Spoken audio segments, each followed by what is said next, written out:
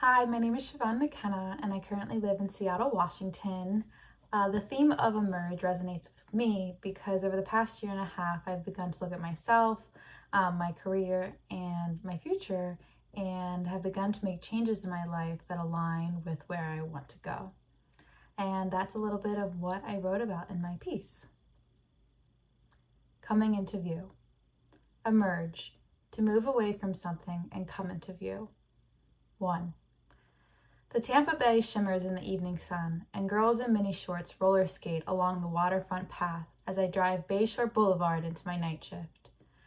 Nearly 1 year after the pandemic began, I started travel nursing to attempt a change of scenery. But one of the things about nursing, and there are a lot of things, is that it's similar everywhere. Different, but the same. Patients need new hearts and new lungs and new livers. The nurses are burned out and strung out and quitting. And my first shift in Tampa's COVID-19 intensive care unit gives me flashbacks to the start of the pandemic. 2. I remember the fear in March 2020 as he slid open the glass door in my isolation gown, the filter of my protective gear roaring loudly in my ear. I shut the door to the outside world behind me and hesitated for a brief moment as I looked around the room searching for the virus. And then my eyes fell on my patient, a 30-year-old, silent and positioned on his back. From his mouth there was a tube connected to a machine that breathed for him, and into his neck sneaked several intravenous medications. Looking at the familiar equipment, I thought, just another day in an ICU, and instantly the terror fell away. There was no time for fear within this space. I began my nursing duties and became absorbed in his care. Nevertheless, outside my patient's walls, the anxiety creeped back in. During lunch, the other nurses and I sheepishly voiced our fears. Should I still share a bed with my husband? Can I let my daughter play with the neighbor's child? Does the virus cling to our scrubs? We stripped at the doors of our homes. Before leaving for work each day, I would leave a paper bag at the doorway so that after my shift, I could throw my scrubs in the bag and run upstairs to dump my scrubs in the washer, dispose of the bag, and then jump in the shower. I didn't want my roommates to become sick. In the early days, there were no answers to our questions, so we tried to minimize any threat to those we loved. The days passed. This was life. Outside the hospital walls, Baltimore City began to stir, in grief, in loss. On the news, I heard that he was running. I like to run. Ahmad was running, and then he was gone. Brianna was sleeping. I sleep. George had a daughter. I never want to miss my father. The gashes from Ferri are reopened and salted. After all, the wounds were never healed. They were never even stitched. Whoever died from a rough ride, a billboard still screamed uptown. In the shadows of the ever-majestic Johnny Hopkins, a black girl in blue overalls bellowed, "Hands up." The crowd responded, "Don't shoot." During the protests, a black man and I locked eyes in front of his house. He nodded and waved, mouthed appreciation. "Don't thank me. Don't thank the perpetrator. As a white woman, I have never done enough," my heart screamed. And then my mind wandered, and I thought more about my heart which could beat fiercely and strongly, unlike my cardiac surgery patients at the hospital 2 blocks away. There were patients with hearts that needed stents and grafts, and hearts that would never recover. And I pondered there, in the humid June heat, another few of our world's outrageous inequalities, and marched to City Hall with the rest of the pack.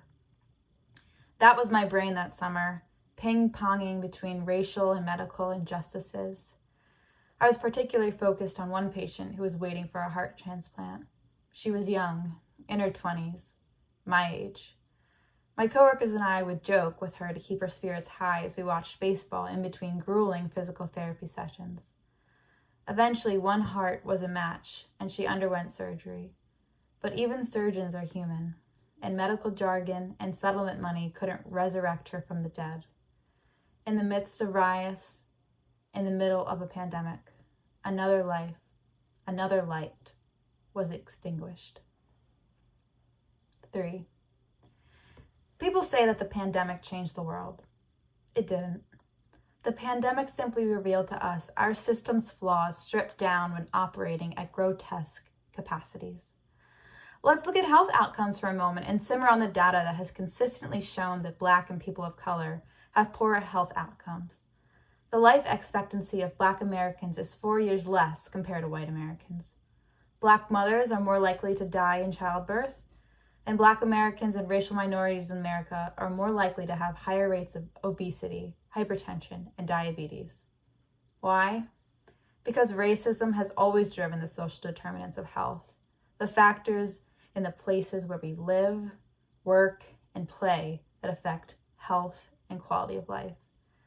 This is due to structural racist practices that permeate our everyday society and stem from centuries-old policies that have caused racial and ethnic majorities to more often have poor access to health care, be afraid to seek care, and be measured by biological racial standards that took root on plantations to unjustly rationalize why slaves were fit only for field labor. In regards to COVID, a recent study revealed that Black, Latino, Indigenous, and Pacific Islander Americans have double the death rate of COVID compared to white Americans. I saw these blatant health disparities when I arrived to work each shift and looked at the demographics of our COVID patients. The names listed were overwhelmingly Latino and Black. And the effects of the pandemic exposed not only the instability of our healthcare system, but also the precarious position of those that make up the majority of the healthcare workforce, nurses. Specifically my profession of bedside nursing. The staffing of bedside nursing has been in flux for a long time.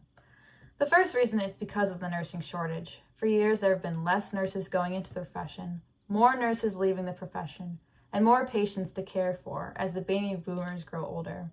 This sheer increase in patient numbers has caused stress on nurses as we are asked to take care of more patients than we are able to safely handle without the appropriate support. This can lead to nurse burnout, compassion fatigue, and ultimately, turnover. Between 2014 and 2018, the average hospital would turn over nearly 80% of their RNs. And after the pandemic, preliminary studies and my own subjective observations are showing that the rates have only increased. According to the 2021 National Healthcare Staffing and Retention Report, bedside nurse turnover increased by 2.8% in 2020 for a total bedside nurse turnover rate of 18.7%.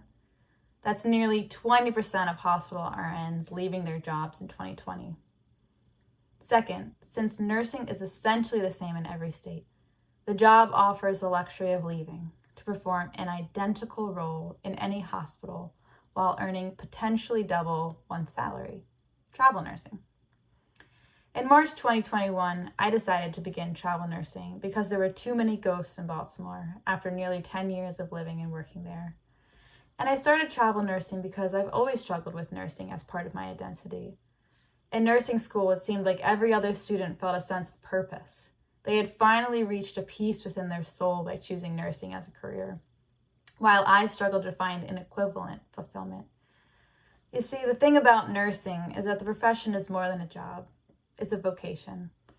For many, to become a nurse is to follow the voice that led Joan of Arc to defeat the English. My own mother only emphasized this notion further as I watched her genuinely adore her own career as a bedside nurse, nurse manager, home health nurse, and nursing professor.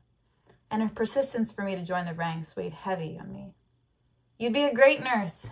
I wanted to be a writer. Print journalism is dead. At 18, I felt defeated. So I conceded. How can I make a living by writing? Nursing is practical, and it's a privilege to have a steady job. My brain added to the noise to drown out my desires. By embarking on travel nursing, I prayed that I realized that nursing was my true calling, but I arrived at my night shift and I still felt empty. Don't let me mislead you. I love many aspects of nursing, specifically the people. One night in Tampa, I was privileged to work with a 30-year-old woman with terminal cancer. We laughed about her growing up a wild child, and I brought her Skittles from the vending machine merely because she was craving them. Then I charted, my eyes glazed over, and the time leaked painfully on as she and my other patients slept. The shift ended. I slept. I returned. For me, admitting that nursing is not my passion feels irreverent because the nature of what I witness does not weigh lightly on me. I'm acutely aware of the losses. The loss of autonomy, privacy, life. This is part of my struggle. To be extremely intimate with the fragility of the human condition and to not want to continue nursing as a career for the rest of my life. On a superficial level, I look at my coworkers and see that they are working toward future careers within the nursing field. Certified nurse anesthetists or nurse practitioners, nursing paths that don't interest me. So I've often questioned my place at the bedside. But lately, I have been able to take a step back and recognize a simple truth. Bedside nursing is grueling. In fact, all my coworkers are constantly talking about their next steps within nursing because very few people want to stay at the bedside forever. It's too difficult. It's draining to watch patient after patient lose their muscle tone, see their skin wear thin until it tears and leaves the sheets bloody, and feel them cringe in agony with every reposition. And yet, in passing moments, I think how lucky I am to be so privileged as to care for loved ones who are gravely ill. So, slowly, I've given myself permission to take the indispensable pieces of my experience, the patients and the conversations that have changed me, the moments that I've observed that no one outside of medicine could even fathom, and nourish these seeds, because the profession is leaving an undeniable mark on my soul, and therefore will be one stone out of many on my path to an authentic self that I'm still working to shape. 5. After a few months working on the shores of the Tampa Bay, I drove across the country to experience the Pacific Northwest. Currently, I'm a travel nurse in the city of Seattle, and on clear days, Mount Rainier looms regally on the horizon. When it appears, the locals announce, the mountain is out, because frequently the snowy peaks and treacherous slopes are hidden by cloudy skies. Although I cherish the days when I can see the mountain sharp and majestic in the distance, I appreciate that Mount Rainier allows itself to emerge and then takes the time to disappear, to replenish. After this year, or has it been years, I think we all need to take the time to disappear, to replenish, and perhaps the entire world too. A global pandemic, a racial reckoning, political instability. Where does our country, our world, go from here? I can't answer that question, so I'll stick to what I know. I know that I can learn from my ignorance, my misjudgments, my prejudices, and recognize my biases in future encounters. I know that nursing was never my first choice, and still, now we are inextricably linked. But I choose where to go next, wherever that may be. I know that I'm never truly trapped, even when my next move is still unclear. Because living for a while in the ambiguity allows us to process. And for all our sakes, I hope that our world is merely in a muddled transition, not an arrival. And we are all edging toward a healthier and more just environment. An environment that is a little hazy, where some paths erode for the better, and new snows fall to create unexpected trails that can lead me and the rest of humanity to a version of ourselves that we still do not know fully, but will be able to trust when we are ready to come into view. Thank you.